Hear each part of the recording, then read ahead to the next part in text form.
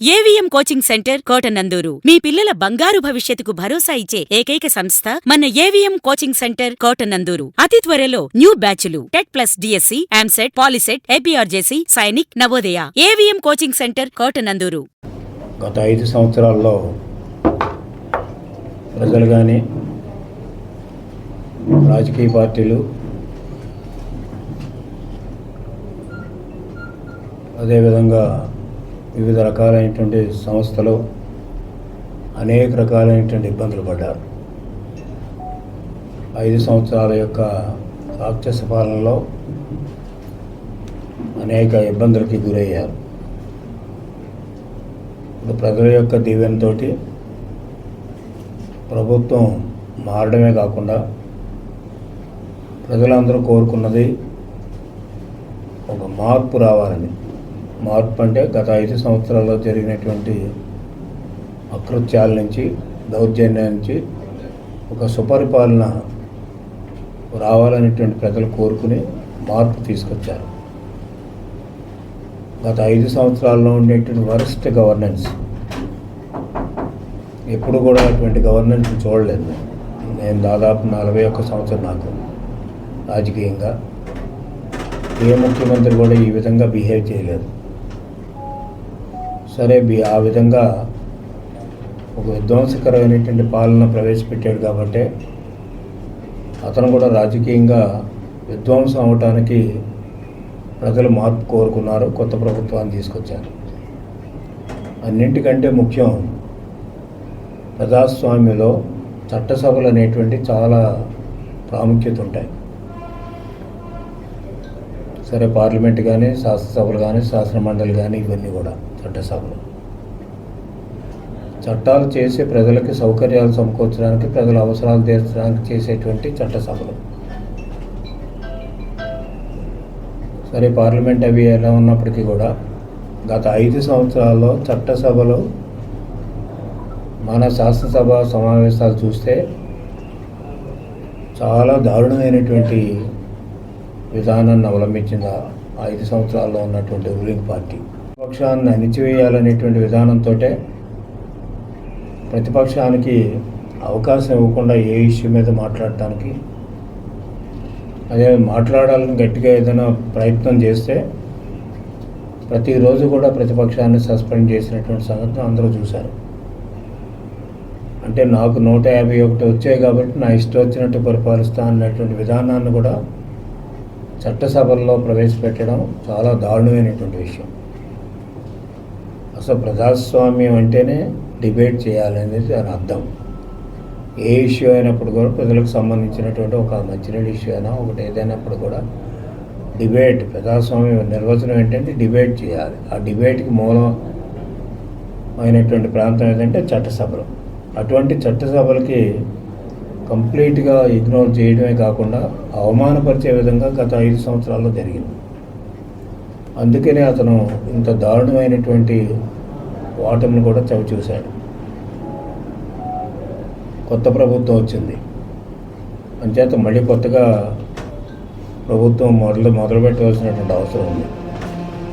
చట్టసభల్లో సరి అయినటువంటి డిబేట్స్ జరిగే విధానాన్ని అవలంబించాలి ఏ ప్రభుత్వం అయినప్పటికీ కూడా. ఇప్పుడు మా ప్రభుత్వం కూడా ఆ లైన్లోనే వెళ్ళాలనేటువంటిది అందరి యొక్క మా ముఖ్యమంత్రి చంద్రబాబు నాయుడు గారి యొక్క ఆకాంక్ష.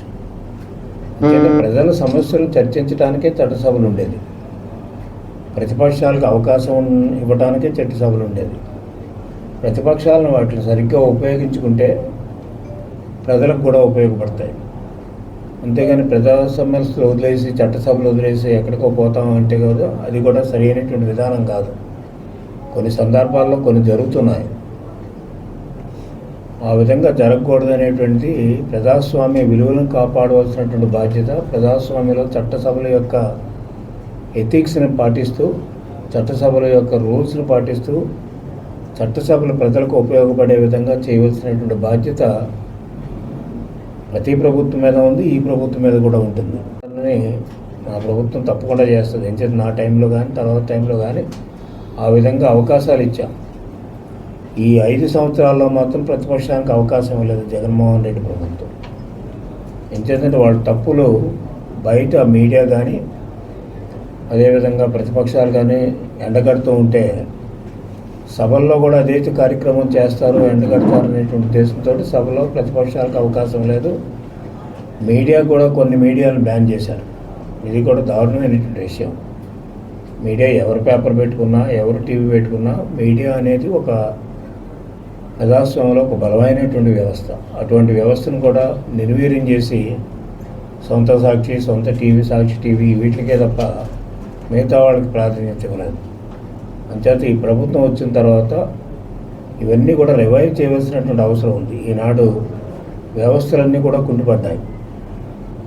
బ్యూరోక్రాటిక్ వ్యవస్థ కుంటుపడింది, పంచాయతీరాజ్ వ్యవస్థ కుంటుపడింది, అదేవిధంగా కోఆపరేటివ్ వ్యవస్థ కుంటుపడింది, అదేవిధంగా ప్రభుత్వ వ్యవస్థలు అంటే అన్నీ కూడా కుంటుపడ్డాయి. ఈవెన్ కార్పొరేషన్స్ కానీ ఇవన్నీ కూడా. ఫస్ట్ మనం డెవలప్మెంట్ చేయాలనుకున్నప్పుడు, వెల్ఫేర్ చేయాలనుకున్నప్పుడు ఈ వ్యవస్థల్ని పునరుద్ధరించవలసినటువంటి అవసరం ఉంది. సరి అయినటువంటి గాడిలో పెట్టవలసినటువంటి అవసరం కూడా ఉంటుంది. ఆ దిశలోనే మా ప్రభుత్వం కూడా పనిచేస్తుంది.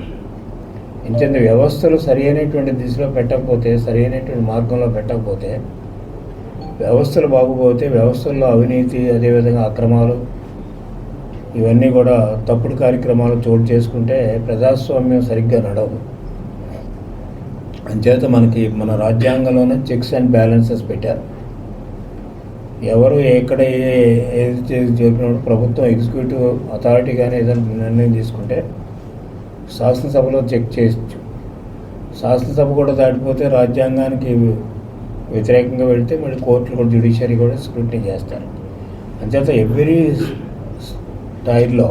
స్థాయిలో చెక్స్ అండ్ బ్యాలెన్స్ పెట్టారు ప్రజాస్వామ్యంలో. అంత పకడ్బందీగా మన రాజ్యాంగం రాస్తే ఆ రాజ్యాంగాన్ని కూడా మూలన పడేసినటువంటి జగన్మోహన్ రెడ్డి గారు.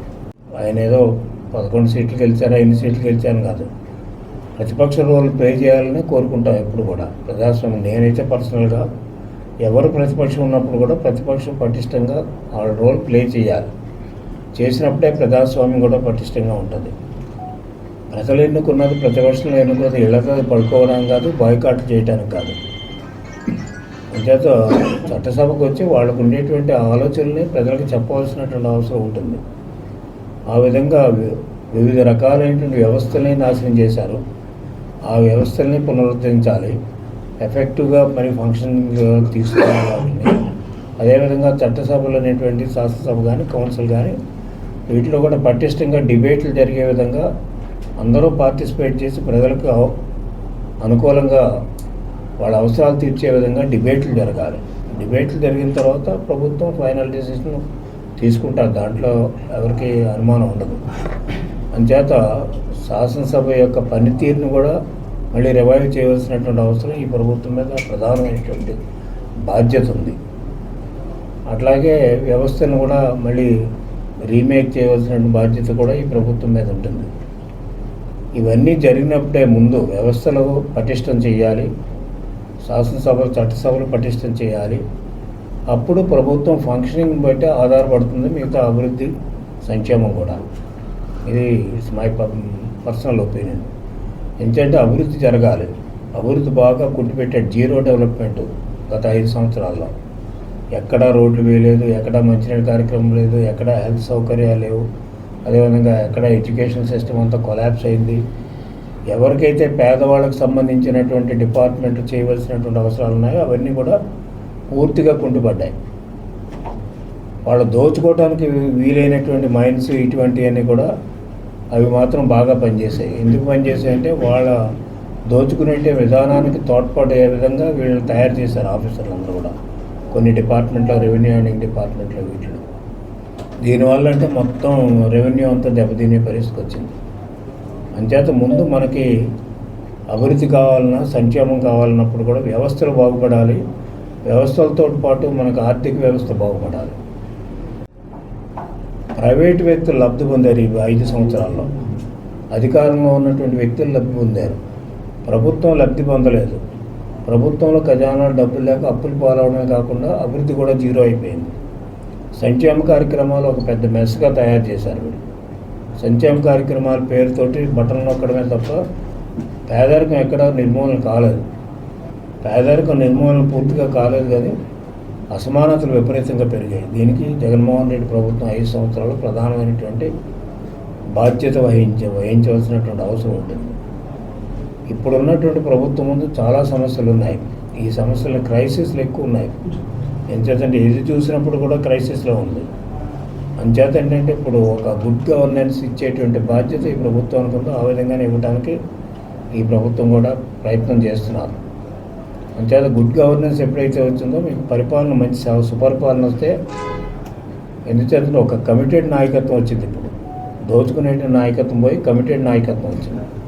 ఈనాడు పవన్ కళ్యాణ్ గారు ఆయన చెప్పినటువంటి స్టేట్మెంట్లు కానీ, కూటమి ఇచ్చినటువంటి మేనిఫెస్టో కానీ, చంద్రబాబు నాయుడు గారు అనుభవం ఉన్నటువంటి నాయకులని వీళ్ళలో, అదేవిధంగా పైనుంచి మోదీ గారి సహాయంతో ఈనాడు రాష్ట్రాన్ని అన్ని రంగాల్లో అభివృద్ధి చేసుకోవడానికి ఉండేటువంటి అవకాశాలు, రాష్ట్రం దివాళా తీసినటువంటి రాష్ట్రం నుంచి మళ్ళీ సర్ప్లస్ రాష్ట్రంగా తయారు చేసుకోవడానికి మనకు అవకాశాలు ఉన్నాయి.